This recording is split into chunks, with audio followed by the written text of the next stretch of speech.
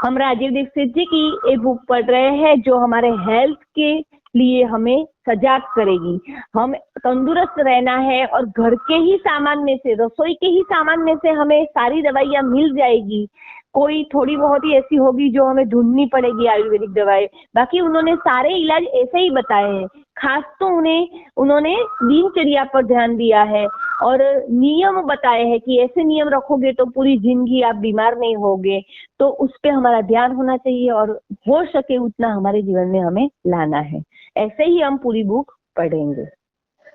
आज राजीव दीक्षित जी की बुक में हम त्वचा संबंधी रोग, एक्जिमा, सोराइसिस के बारे में समझेंगे। और बहुत सारे रोग जो त्वचा संबंधी है, सारे रोग आज हम जानेंगे। आज तक हमने पेट के रोग देख लिए हैं।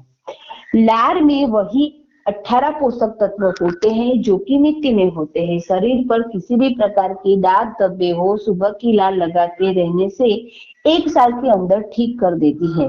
एक्जिमा और सोराइसिस जैसी बीमारियों को भी सुबह की लार से ही ठीक कर सकते हैं। 1 साल के अंदर परिणाम मिल जाता है। पूरा 1 साल बताया है, यानी धीरज रखनी है। और ये रोग इतने हठीले होते हैं कि हम उससे छुटकारा नहीं पा सकते। कई सालों तक होते हैं, कई लोगों कितना पुराना होता है ये सब। तो इसमें ये रोग काम करता है, ये दवाई काम करती है। गोमूत्र पीने से त्वचा के सभी रोग ठीक होते हैं, जैसे सोराइसिस, एक्जिमा, खुजली, खाज, दाग जैसे सब तरह के त्वचा के रोग ठीक होते हैं। गोमूत्र से हड्डियों के रोग भी ठीक होते हैं। गोमूत्र से खांसी, सर्दी, जुकाम, दमा, टीबी, अस्थमा जैसे सभी बीमारियां ठीक होती है। गोमूत्र ठीक हुई टीबी दोबारा उस शरीर में नहीं आती है। गोमूत्र से शरीर की प्रतिरोधक शक्ति इतनी अधिक बढ़ जाती है कि इससे बीमारियां शरीर में प्रवेश नहीं कर पाती। खाज और खुजली।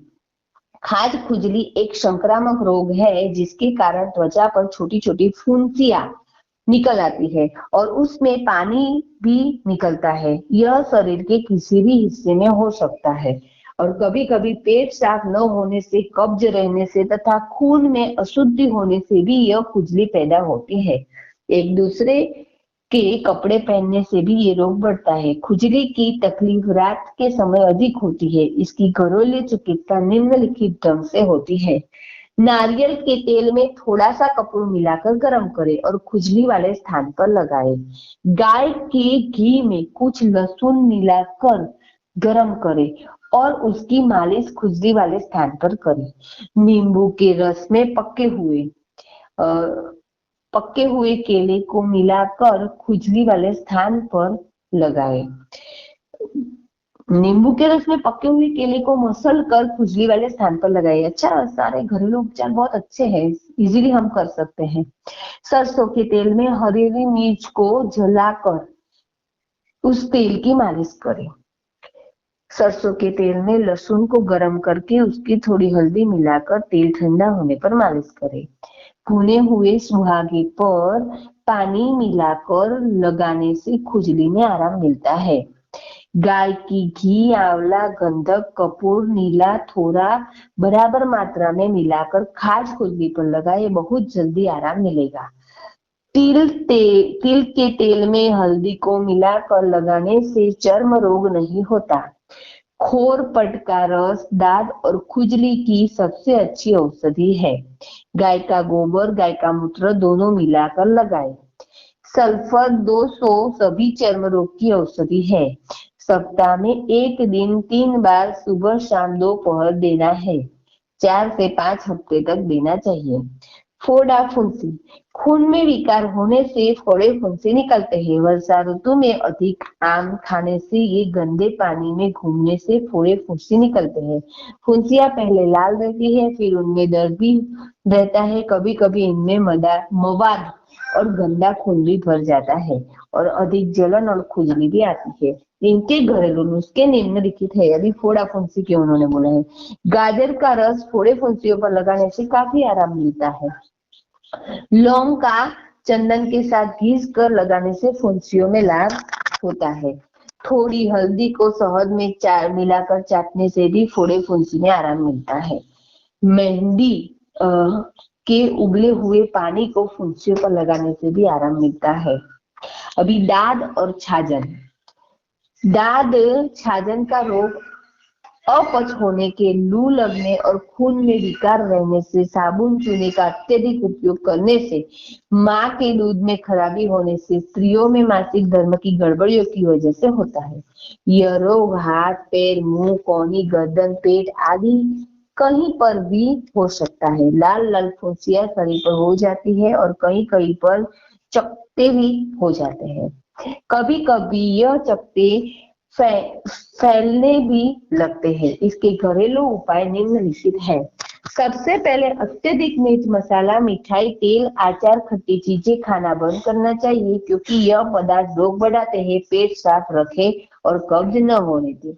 नींबू के रस में सुहागे को मिलाकर लगाने से दाद समाप्त होती है। नींबू का छिलका दाद पर मसलने से काफी आराम मिलता है। वाह, कितना अच्छा उपाय है। नींबू और तुलसी के पत्तों का रस बराबर मात्रा में मिलाकर दाद पर लगाएं। दाद पर पहले शुद्ध देसी गाय का घी मले और उस पर सूखा हुआ चूना पाउडर बुड़के। बिहिया बेशर्म के पौधे का दूध दाद के ऊपर लगाने से जल्दी ठीक होता है। तुलसी के पत्तों का रस, उसमें थोड़ा नमक मिलाकर सुबह शाम लगाएं। सब इजी रास्ते उन्होंने बताए हैं। प्रातःकाल उठते ही अपना बासी थूक दांत पर लगाने से दांत नष्ट होता है। दूब और हल्दी को पीसकर लेप बनाए और दांत पर लगाए। पपीते का कच्चा दूध, आक का दूध शहद में मिलाकर लगाने से दांत में काफी आराम मिलता है। हल्दी को पानी में घिसकर लेप बनाएं और छाजन पर लगाएं। दाद को कपड़े से रगड़कर साफ करें और उसके ऊपर आंख का दूध लगाएं, आराम मिलता है। अभी जल जाना, सबसे पहले कोशिश करें कि फफोले न पड़े, यानी जो फोला बड़ा हो जाता है, जो पानी भर जाता है बहुत बड़ा, यहाँ आम जलते हैं। बिना छिलका उतारे आलू को धोना है और फिर उसकी चटनी बनाकर उसे जले हुए स्थान पर जितना जल्दी हो सके लगा लेना है। यानी जैसे कोई जला, तुरंत ही मिक्सर में आलू काट के डाल दीजिए और उसको पीसकर लगा दीजिए। आलू जलन को कम कर देता है। सबसे पहले उस स्थान पर पानी डालें, यानी पहले तो पानी में ही पैर डाल देना है, या उस स्थान को ठंडे पानी में डालें। फ्रिज का पानी हो तो बहुत अच्छा है। मेरे साथ ये हुआ है, मैं बहुत छोटी थी तब पैर जला था, तो फ्रिज में बहुत बड़ा तपेले में पानी रखा हुआ था, तो उसमें ही पैर रख दिया था, तो बहुत अच्छा उससे रिजल्ट मिला था कि जलन कम हो गई थी। चूने का पानी और भी अच्छा है। हड़द यानी हल्दी ताजा पीसकर लगा सकते हैं। गेंदे का फूल की चटनी भी लगा सकते हैं। जलने के निशान को खत्म करने के लिए नारियल कोपरा शुद्ध तेल लगाना चाहिए। कोपरे के तेल हमेशा खुला हुआ ले। जलने के स्थान पर पपीते की चटनी भी लगा सकते हैं। दिन में 2-3 बार लगाए, जब तक जख्म नहीं भरता। मैं भी कोपरे का तेल ही लगाया था, अभी मुझे पता ही नहीं कि कौन सा पेड़ था, एक भी दाग नहीं बचा है। नहीं तो इतना बड़ा था, यानी कितना बड़ा बोलते हैं ना कि हमारी पूरी हथेली जितना बड़ा पैर में जला था, बड़ी जगह थी, फिर भी एक भी दाग नहीं है। कोपरेल उसमें हल्दी मिलाकर लगाने से दाग चले गए थे, मेरा खुद का एक्सपीरियंस है। आग या किसी भी गर्म चीज से अचानक से जल जाने से शरीर में फफोले पड़ जाते हैं। घी, तेल, दूध, चाय, भाप, गरम तवे से जलने से फफोले पड़ जाते हैं। काफी तेज जलन होती है, कभी कभी फफोले में मवाद भी आ जाता है। इसके घरेलू उपाय निम्नलिखित है। सबसे पहले जले हुए हिस्से को ठंडे पानी में डालकर रखें। दही में भी डाल सकते हैं, कभी कभी जैसे हम रसोई बनाते हैं, कुछ भी जल जाते हैं तो दही में हाथ डाल देना होता है। दही के पानी में थोड़ा सा चूना मिलाकर जले हुए स्थान पर लगाएं। यह नुस्खा तेल से जलने पर भी उपयोग करें। तिल के तेल में जौ का भुना हुआ आटा मिलाकर लेप बनाएं। तिल के तेल में खाने का चूना मिलाकर घौंटे और उसका लेप बनाए, जले हुए स्थान पर लगाएं। कच्चे बथुए का रस जले हुए स्थान पर लगाएं। मूलहठी को चंदन के साथ पीसकर लेप करें। मुल्तानी मिट्टी को दही में मिलाकर जले हुए स्थान पर लेप करें। तुलसी की पत्तियों को पानी में पीसकर उसका लेप जले हुए स्थान पर लगाएं। गेहूं के आटे को पानी में घोलकर लेप की तरह लगाएं। पूरे उन्होंने जो जलने की जो चीजें होती है, तो जलने से जो होता है उनके सारे उपाय उन्होंने बताए हैं, और घरेलू ही है। जैसे दही में चूना मिलाकर लगाना, ये सब घरेलू चीजें हैं। और पहले तो हमें पानी में हाथ डाल देना है, ये बात हमको मालूम होनी चाहिए कि जलते समय क्या करना है। जैसे ही हम जलते हैं पानी में हाथ डालते हैं। फिर वो जो उन्होंने बोला ना, कच्चा जो आलू उसको पीसकर लगाने का है, वो खास करें, उससे भी रिजल्ट मिलेगा। तो बस आज यहीं पे रखते हैं और कल आगे पढ़ेंगे। और हमें नियमित रूप से पढ़ना है, रीडिंग की हैबिट डालनी है। इसीलिए हम ये बुक रोज 10 मिनट पढ़ते हैं। तो ऐसा नहीं कि इस ग्रुप से जुड़े हैं नहीं बुक ही पढ़नी है, हम अपने आप से भी आदत डाल सकते हैं।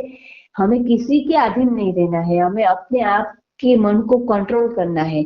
ये हमें खास ध्यान रखना है और उस पर काम करना है।